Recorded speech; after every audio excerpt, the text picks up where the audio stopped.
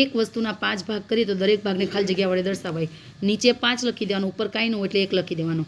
8 ભાગ કરીએ અને એમાંના 3 ભાગ, તો 3 ઉપર અને 8 નીચે. ઉપરનાને અંશ કહેવાય, નીચેનાને છેદ કહેવાય, તો અંશ 4. હવે અહીંયા અપૂર્ણાંકમાં 5/12માં છેદ કોણ છે? છેદ એટલે નીચેનો અક્ષર, નીચે કોણ છે? 12. હવે છેદ 15 એટલે નીચે 15 લખવાનું, અંશ 8 એટલે ઉપર 8 લખવાનું. અંશ ઉપર લખવાનો, છેદ નીચે. 7 9માસ, ઉપર રે 7 ને નીચે 9 હોય તો 9માસ, 3 હોય તો તૃતીયાંશ, 4 હોય તો ચતુર્થાંશ, 5 હોય તો પંચમાસ, 6 હોય તો ષષ્ઠાંશ, 7 હોય તો સપ્તમાસ, 8 હોય તો અષ્ટમાસ, 9 હોય તો નવમાસ, 10 હોય તો દશાંશ, 11 હોય તો અગિયારાંશ, 12 હોય તો બારાંશ, 13 હોય 13અંશ, 4 15અંશ, 4 ઉપર ને 15 નીચે. હવે આની રીત મેં તમને કીધી, 3/4 બરાબર ખાલી જગ્યાના છેદમાં 20. તો શું કરવાનું? ચોકડી ગુણાકાર. 20 3 અને 4 વધ્યું નીચે, 4 5 20, 5 તેરી 15. તો આન્સર કેટલો આવ્યો? 15.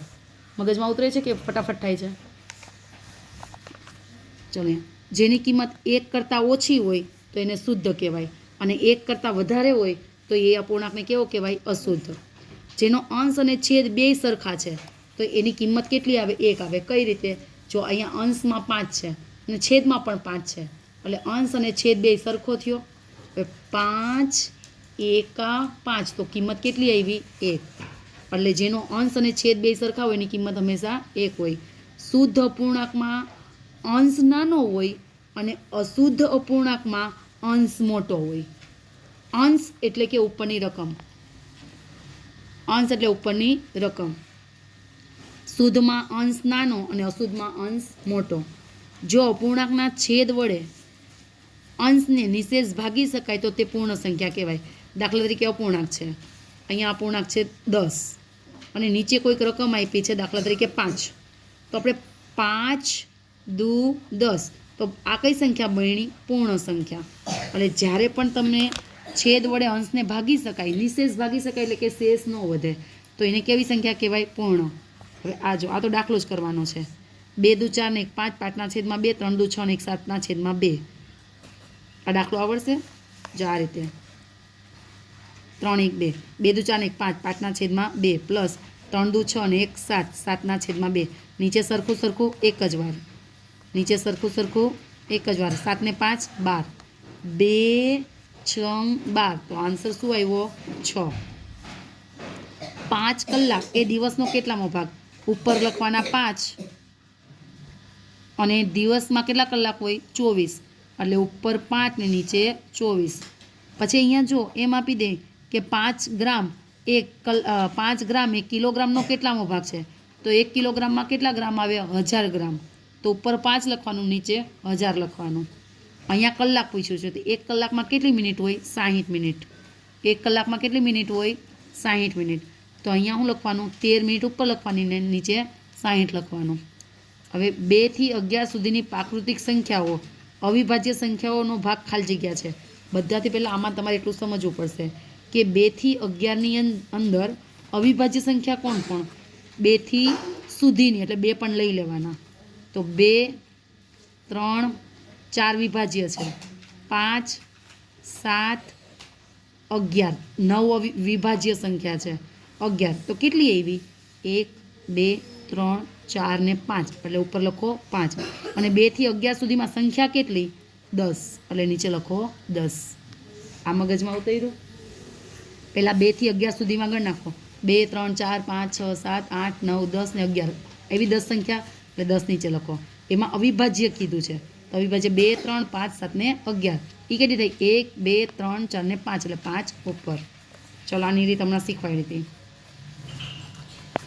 જો 3/4 બરાબર 21/2.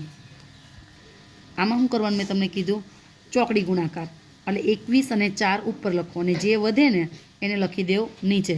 પછી 3નો ઘડિયો બોલો ને, 3 7 21, 7 ચોક 28.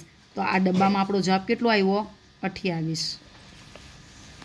હવે આની કિંમત 4 ને 1 5, આખો દાખલો જોઈ લો. જો 4 ને 1 5 અને 5ના 5 બેઠા, કારણ કે નીચેનાનો લસાનો સરવાળો ન હોય. હવે 5 એકા 5, તો ઉપર કેટલા આવ્યા? 1. શુદ્ધ અપૂર્ણાંક છે. જો શુદ્ધ એટલે ઉપર નાની હોવી જોઈએ. ઉપર નાની કોણ છે? આવડી આ છે ને વચ્ચેની, આ નીચે નાની છે એટલે આનો આવે, આ બંને સરખી છે એટલે આનો જવાબ એક જ આવશે. એટલે શુદ્ધ કોને કહેવાય? ઉપર નાની સંખ્યા હોય એને શુદ્ધ કહેવાય. અશુદ્ધ કોને કહેવાય? ઉપર મોટી રકમ હોય એને અશુદ્ધ કહેવાય. હવે આ ખાસ જુઓ, આની રીત સમજો. 3 અને ખાલી જગ્યાનો સરવાળો 7/2 છે. તો જો આવી રકમ આપી હોય ને ત્યારે તમારે 2નો અને 7નો ભાગાકાર કરી દેવાનો. 2 તેરી 6, 1 વધ્યો, નીચેનું ઉપર, ઉપરનું બાજુમાં, બાજુનું નીચે, તો 3 તો આવી જ ગયા. હા, કોણ વધ્યું? 1/2 એટલે તમારો જવાબ આવ્યો 1/2. સમજાણું? એટલે આ તમને પૂછ્યું 3 અને ખાલી જગ્યાનો સરવાળો 7/2 થાય. તો જો આમ 2 તેરી 6, 7માં 6 જાય તો 1 વધ્યો અને નીચે 2/2 બેઠા. ક્લિયર? અને ન ફાવે એમ ડાયરેક્ટ ન ફાવે આ રીતે ભાગાકાર કરીને ચેક કરી લેવાનો. મિક્સ્ર સંખ્યા કોને કહેવાય? જે આવી 3 રકમ હોય 1, 2 ને 3 એને મિક્સ્ર કહેવાય. આ ઉપર મોટી છે ને નીચે નાની છે એટલે કેવી કહેવાશે? ઉપર મોટી હોય તો અશુદ્ધ, ઉપર નાની હોય તો શુદ્ધ, અને 3 રકમ હોય તો મિશ્ર. 18/9 એ ખાલી જગ્યા સંખ્યા છે. હવે તમે એવું વિચાર કરશો, ટીચર તમે તો હમણાં કીધું ને કે ઉપર મોટી હોય નીચે નાની હોય તો એને અશુદ્ધ કહેવાય. તો આમાં તો એવું કંઈ છે જ નહીં. પણ નહીં, આપણે આ 9 છે અને ઉપર કેટલા છે? 18. તો આપણે ભાગ પાડીએ ને તો જો ઉડી જાય છે. 9 દુ 18. તો આ એક જ સંખ્યા આવી ને એને પૂર્ણ સંખ્યા કહેવાય. જ્યારે છેદ ઉડી જાય ને આવી રીતના અને ઉપર એક જ સંખ્યા વધે ને એને કેવી કહેવાય? પૂર્ણ સંખ્યા. આમાં બધા શુદ્ધ અને મિશ્ર લખીને આવશે પણ એવી છે નહીં. ચલો, તો હવે આ ખાસ તમને લોકો નહોતી આવડતી રીત. 3/4 3/4 હોય તેવો સમાન અપૂર્ણાંક ખાલી જગ્યા છે. હવે પહેલાં તો મને તમે એ કહો, નજીક રાખતો બેટા, આ 3/4 છે ને, તો પહેલાં તો મને એ કહો કે 3/4 આ જે નીચેનો જે 4 છે ને એના ઘડિયામાં 36 ક્યારે આવે? 4ના ઘડિયામાં 4 9 36. તો તમે શું કર્યું? 4 4 9 36 અને આ આપણી સંખ્યા છે 3/4. તો જે નીચે લખો ને એ જ રકમ તમારે ઉપર લખી દેવાની. તો અહીંયા કેટલા આવ્યા? 9 તેરી 27. તો તમારો જવાબ આવશે 27/36. આવ્યો ઓપ્શન? મગજમાં ઉતર્યું કઈ રીતે? હવે જો અહીંયા 36ની જગ્યાએ એમ કીધું છે કે 24, તો તમારે 4ના ઘડિયામાં 24 ક્યારે આવે લખવાનું? 4 6 24. તો નીચે જે રકમ લખો ને એ જ રકમ ઉપર લખીને એનો ગુણાકાર કરીને ચેક કરી લેવાનો.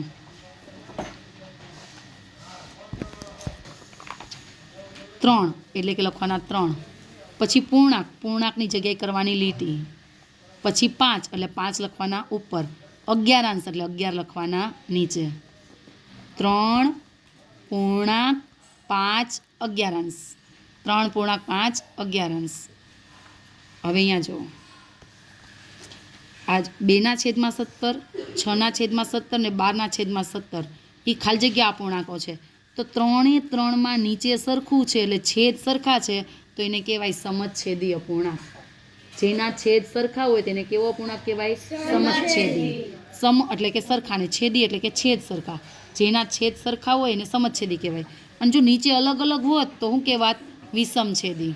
હવે આમાં 9ના 9 બેઠા, 5 ને 2 7. ભલે છે જીલ આટલું અમથું દેખાય ને. 8માંથી 2 જાય તો 6 અને નીચે 13ના 13 બેઠા. હવે જ્યારે આ નીચે બંને અલગ અલગ રકમ હોય એમાં ખાસ યાદ રાખો, એક વિભાજ્ય સંખ્યા છે અને એક અવિભાજ્ય સંખ્યા છે.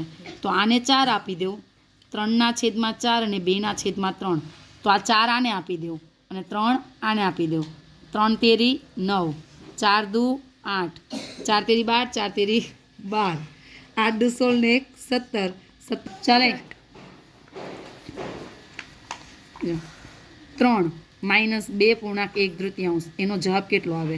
તો અહીંયા નીચે કંઈ નથી એટલે 1 સમજી લેવાનું.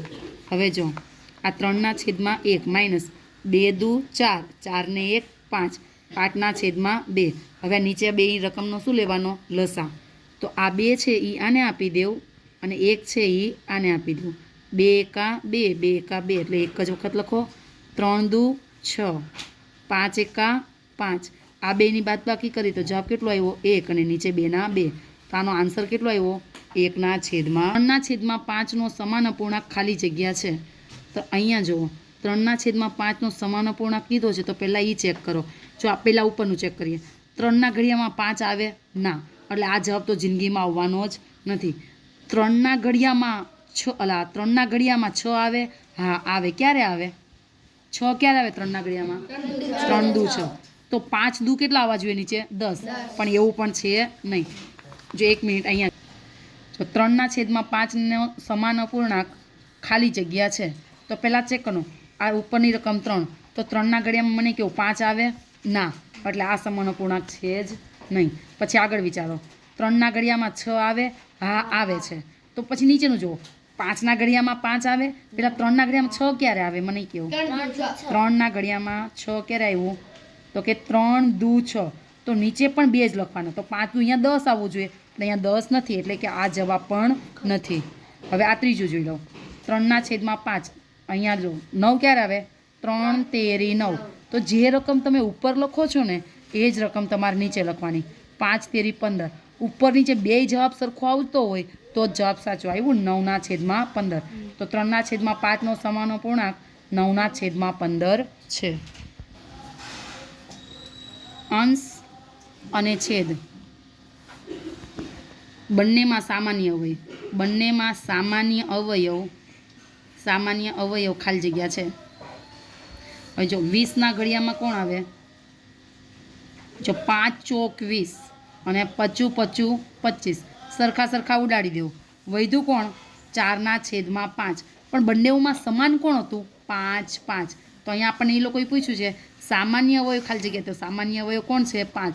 સામાન્ય અવયવ કોને કહેવાય? કે જે બંનેમાં આવતું હોય એ સામાન્ય કહેવાય. 20માં પણ 5 આવે છે અને 25માં પણ 5 આવે છે. કેવી રીતના? 5 ચોક 20 ને 25 25 25, બેમાં સરખો આવ્યા 5 5, એટલે 5 એ સામાન્ય અવયવ છે. 17/23 અને અહીંયા છે 17/25, તો ચેક કરી લેવું. આમાં એવું લખવાનું કીધું છે તમને કે બરાબર છે, મોટું કે નાનું, લેસ ધેન, ગ્રેટર ધેન ને ઇક્વલ, કઈ રકમ છે? તો ચેક કરીએ આપણે. આના માટે મેં તમને એવી હિન્ટ સમજાવી હતી કે જેમ ઉપર અંશ સરખા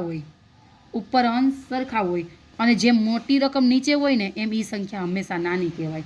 કારણ કે 17/23 ભાગ પાડવાના છે અને 17/25 ભાગ પાડવાના છે, તો આપણે 17/25 ભાગ પાડશું તો એ રકમ કેવી આવશે? એકદમ જ નાની આવશે.